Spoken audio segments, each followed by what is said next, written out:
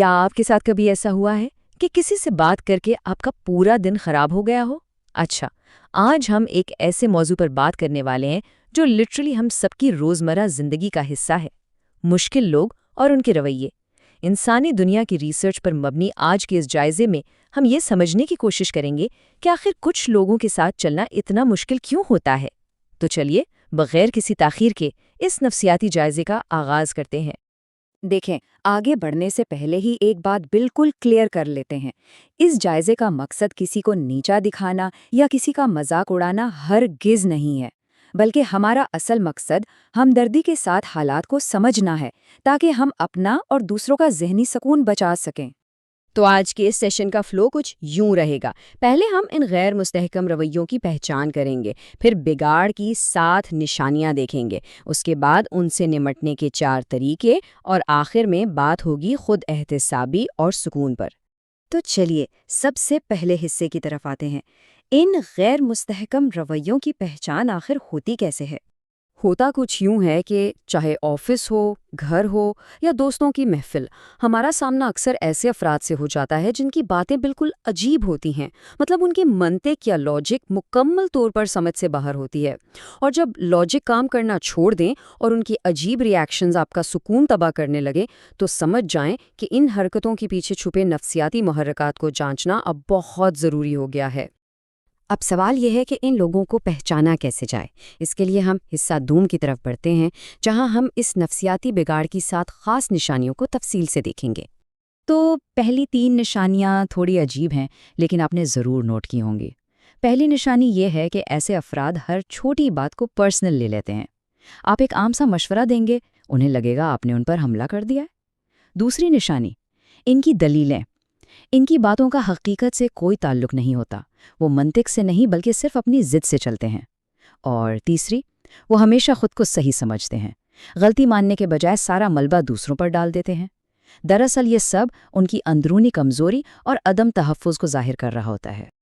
اب ذرا چوتھی نشانی پر غور کریں۔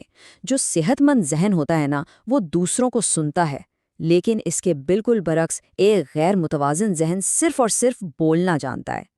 یہ لوگ بار بار آپ کی بات کاٹیں گے اور انہیں بس اپنی ہی رائے اہم لگتی ہے۔ نفسیات کہتی ہے کہ سننا ایک متوازن شخصیت کی علامت ہے اور نہیں سننا ایک واضح بگاڑ کی۔ آگے بڑھتے ہیں 5ویں اور 6ٹھی نشانی کی طرف، جو کافی تباہ کن ہے۔ 5ویں نشانی ہے حد سے زیادہ ری ایکشن دینا۔ ایک معمولی سا مسئلہ ہوگا اور ان کا شدید غصہ آسمان پر۔ یہ اپنے جذبات پر قابو ہی نہیں رکھ پاتے، جس کی وجہ سے رائی کا پہاڑ بن جاتا ہے۔ اور 6ٹھی نشانی، مسلسل شک کرنا۔ نیت پر شک، الفاظ پر شک، کام پر شک۔ یہ شک نہ صرف ان کے اپنے ذہن کو تھکا دیتا ہے، بلکہ ارد گرد کے لوگوں کو بھی شدید بے سکون کر دیتا ہے۔ اور اب آتی ہے 7ویں اور بہت ہی عام نشانی۔ کیا آپ کے ساتھ کبھی ایسا محسوس ہوا ہے کہ کسی سے محض چند منٹ بات کرنے کے بعد آپ کی پوری انرجی ہی ختم ہو گئی ہو؟ بالکل موبائل کی بیٹری کی طرح جو اچانک زیرو پر آ جائیں۔ یہ انرجی ڈریننگ کہلاتی ہے۔ یہ وہ لوگ ہیں جو اپنی منفی سوچ اور الجھنیں سیدھا آپ پر منتقل کر دیتے ہیں۔ ان سے گفتگو انسان کو تھکا دیتی ہے اور موڈ بالکل خراب کر دیتی ہے۔ اب جب ہم نے بیماری پہچان لی ہے تو اس کا علاج کیا ہے؟ حصہ سوم میں ہم اسی پر بات کریں گے کہ ان حالات میں ہمارا رد عمل کیا ہونا چاہیے۔ ان 4 اصولوں کو تو اپنی زندگی کا حصہ بنا لینا چاہیے۔ پہلا اصول، ہر بات کو سنجیدگی سے نہ لیں۔ دیکھیں، ہر بحث جیتنا ضروری نہیں ہوتا۔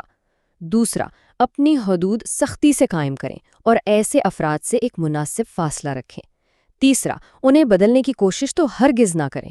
اور چوتھا اور سب سے اہم اصول، اپنے ذہنی سکون کی حفاظت کریں۔ ہماری بنیادی ذمہ داری خود کو محفوظ رکھنا ہے، نہ کہ دوسروں کو ٹھیک کرتے پھرنا۔ خیر، یہاں ایک لمحے کے لیے رکتے ہیں۔ سب سے عام جال جس میں ہم سب پھنستے ہیں وہ یہ سوچنا ہے کہ ہم کسی کو سمجھا کر یا زبردستی بدل دیں گے۔ یاد رکھیں، یہ ہماری سب سے بڑی غلطی ہے۔ کسی کو زبردستی کبھی نہیں بدلا جا سکتا۔ ایسا کرنے سے آپ کے حصے میں صرف مزید الجھنیں، مایوسی اور تنازعات ہی آئیں گے۔ تو پھر بچا کیا؟ چلیے اپنے آخری حصے کی طرف چلتے ہیں، خود احتسابی اور سکون۔ اس پورے جائزے کا اگر ایک لائن میں نچوڑ نکالا جائے نا، تو وہ یہ ہے: سچی دانشمندی یہ نہیں کہ انسان پوری دنیا کو سدھارنے نکل پڑے، بالکل نہیں، بلکہ سچی دانشمندی یہ ہے کہ انسان لوگوں کے رویوں کو پہچانے اور بیکار کی بحث میں پڑنے کے بجائے اپنے ذہنی سکون کو ترجیح دے۔ خود کو ان نیگیٹو اثرات سے محفوظ رکھنے کا یہی سب سے بہترین اور مؤثر طریقہ ہے۔ اور اب آخر میں ایک ایسا سوال جو ہم سب کو ذرا سوچنے پر مجبور کر دے گا۔ ایک لمحے کے لیے ٹھہر کر جائزہ لیں، کیا ہماری زندگی میں موجود لوگ ان نشانیوں پر پورے اترتے ہیں؟